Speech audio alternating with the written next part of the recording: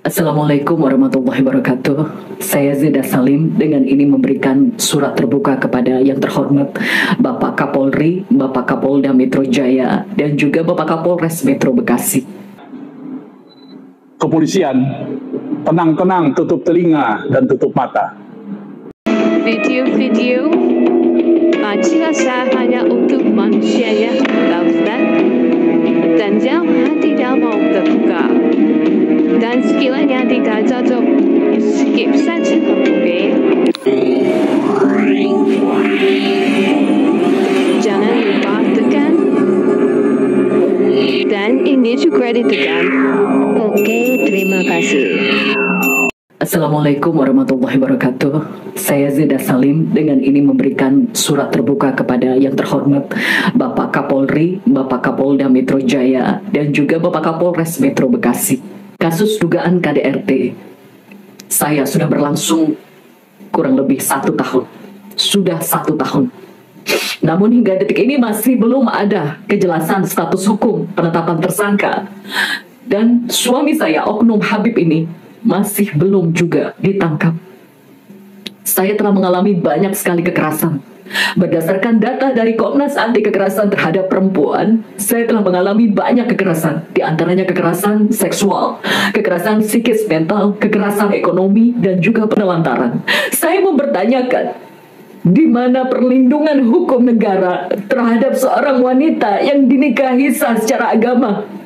Mengapa tidak dimasukkan ke dalam pasal KDRT? Kenapa?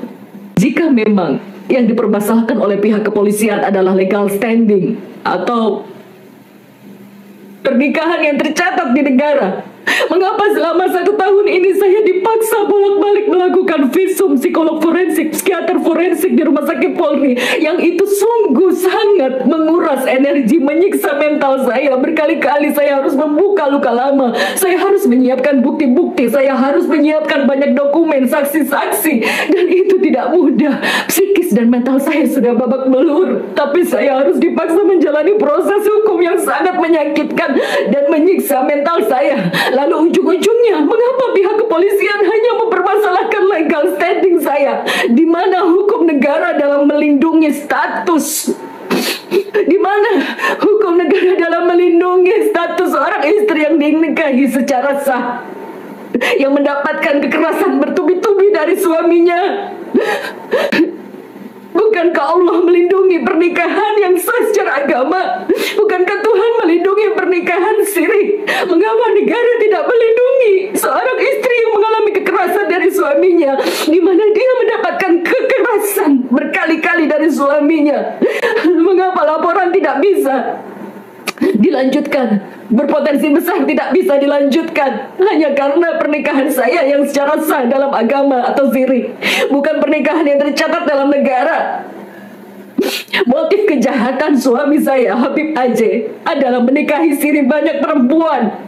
Motif kejahatannya adalah menikahi siri banyak perempuan sehingga dia aman dari jeratan hukum. Bagaimana nasib kami perempuan yang dinikahi siri yang mendapatkan banyak kekerasan, sementara niat kami sebagai perempuan adalah menjaga kesucian, menjalankan syariat Allah, menghindari zina. Kami menikah sah di hadapan Allah, tapi di mana negara melindungi kami yang mendapatkan kekerasan bertubi-tubi?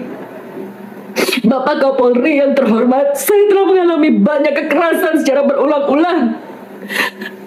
Berdasarkan data Komnas Perempuan, saya telah mengalami penganiayaan yang berat secara psikis, mental, secara seksual.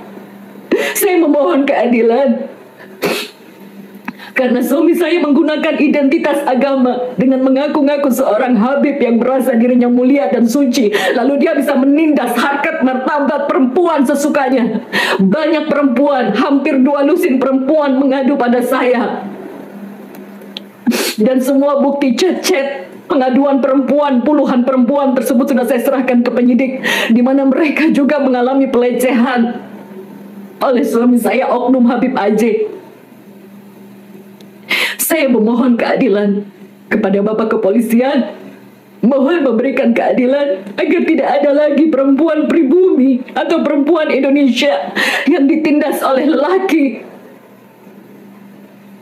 yang sesuka hatinya merendahkan harkat martabat perempuan dengan kedok nikah siri yang menipu kami dengan menikah siri. Kami mendapatkan surga, kami mendapatkan ridha Allah karena kami menjalankan syariat dan menjaga kesucian kami, tapi kami ditipu, kami dibuang, dicampakkan seenaknya, kami mengalami kekerasan bertubi-tubi, kekerasan seksual, psikis, mental, kekerasan ekonomi, penelantaran, kami dianiaya begitu berat secara mental.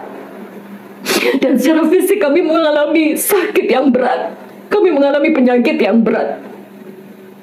Mohon berikan keadilan untuk kami, Bapak Kapolri, agar tidak ada lagi wanita yang ditindas oleh oknum Habib ini. Berikanlah saya keadilan, berikanlah saya keadilan. Saya menikah untuk menghindari zina, saya menikah untuk menjaga kesucian diri, saya menikah secara agama untuk menjalankan syariat. Tapi di saat kami dianiaya, kami mengalami kekerasan yang bertubi-tubi dengan begitu brutalnya. Kami tidak dilindungi secara hukum. Kami mempertanyakan hukum negara ini.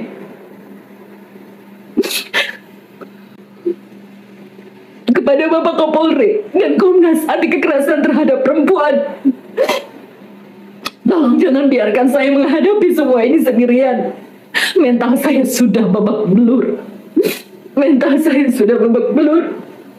Saya dirawat di rumah sakit jiwa selama setengah tahun, dan sampai detik ini saya masih tersiksa secara mental. Saya masih harus mengkonsumsi obat terus menerus.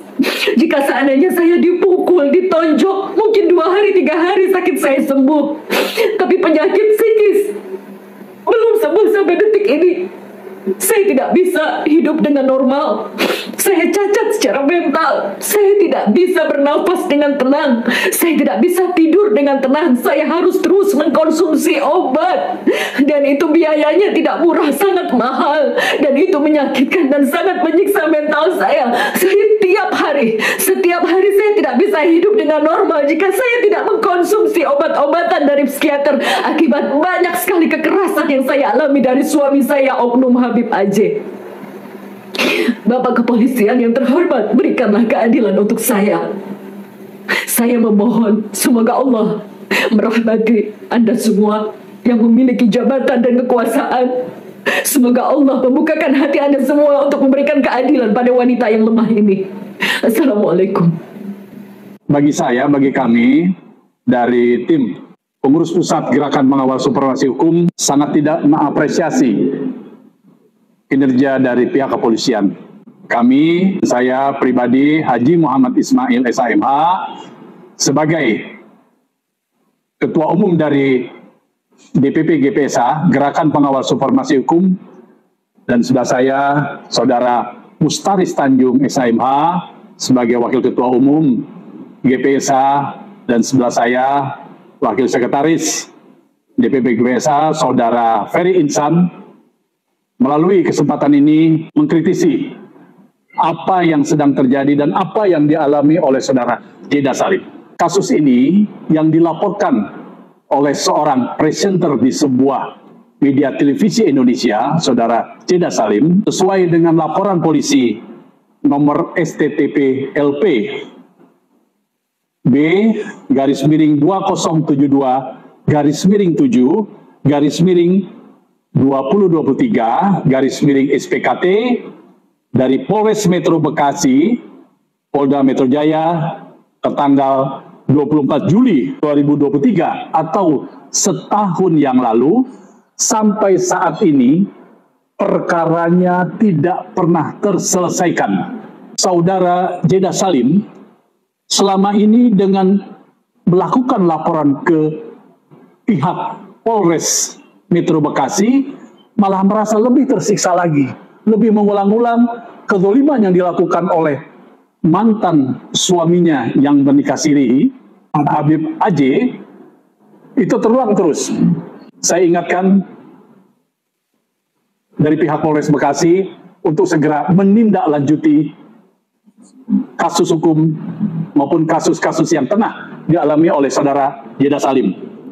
Padahal pihak Komnas Perempuan Republik Indonesia melalui surat yang ditujukan kepada Polres Bekasi tahun 2024 tertanggal 29 April 2024 sudah mengisyaratkan dan merekomendasikan bahwa presenter cantik dan terkenal ini sudah mengalami kekerasan-kekerasan dalam rumah tangganya, terutama yang pertama adalah pernah mengalami dugaan mengalami kekerasan seksual. Yang kedua, Saudara Jeda Salim telah mengalami kekerasan psikis. Dan yang ketiga, Saudari Jeda Salim mengalami juga kekerasan ekonomi. Ini sangat zalim, sangat biadab. Seharusnya seorang yang mengerti agama memberikan contoh yang baik kepada masyarakat. Bukan keagamaannya, ketokohan agama ini dijadikan alat atau dijadikan modus untuk melakukan pelecehan demi pelecehan. Karena korbannya yang sudah melapor kepada DPP GPSA, ya, sudah lebih dari selusin wanita. Tapi pihak keluarga dan pihak kepolisian tenang-tenang tutup telinga dan tutup mata.